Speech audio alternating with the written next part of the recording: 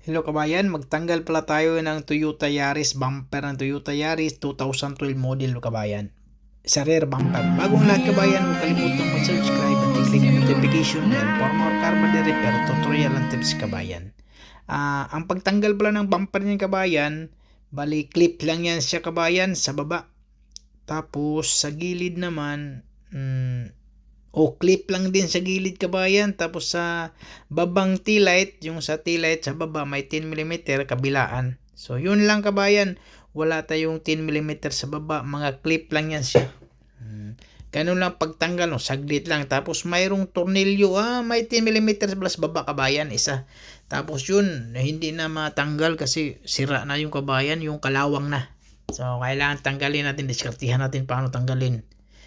Yung parang sisirain na lang natin yung bolt kabayan para matanggal siya. Kasi ganun talaga ang mangyari kabayan. Pag kabilaan bolt nut, automatic yan sa kabayan, kalawang. So i-repair natin yung bumpers. Yan. So pumasok yan sa kabayan. Yan niliha ko, tapos kailangan painitan kabayan. Kala ko kasi nung una, liha lang okay na, pero hindi na okay, pinainitan ko. Kasi pinalabas ko siya kabayan. Kasi pag lihain natin ng lihain yung kabayan, mapudpud. Sobrang ipis na yung bumper. So pangit na yung kabayan. So kailangan painitan natin, ilabas natin yon para maganda. Pagka-repair kabayan. Ganun na siya kabayan. Para hindi na tayo maglagay ng masilya.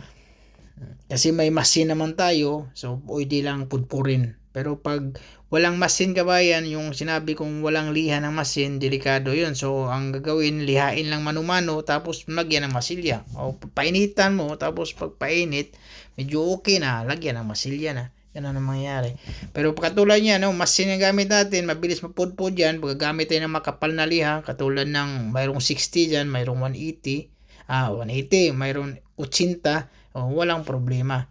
Saglit lang. So yun na kabayan, napudpud ko na kabayan, okay na yung kabayan. Bali yung inirepair natin yung gitna, pinakagitna niya, kabilaan.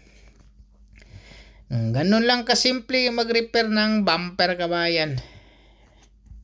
Yan, pudpurin mo lang ng siyempre gagamit ka ng 80, 120, 180, 320, tapos gumamit ata ako ng 400 yan kabayan. Enjoy watching kabayan. Ganun talaga ang pag-repair ng bumper dito kabayan. Kailangan tanggalin mo yung bumper sa kotse. Doon ka na mag-repair. Tapos tanggalin natin yung mga accessories para pinturahan. Swabing pag pinturahan. Wala nang titipan, diretso na. Yung bumper natin i-repair. Okay yung pag-repair kabayan. Tingnan mo kabayan.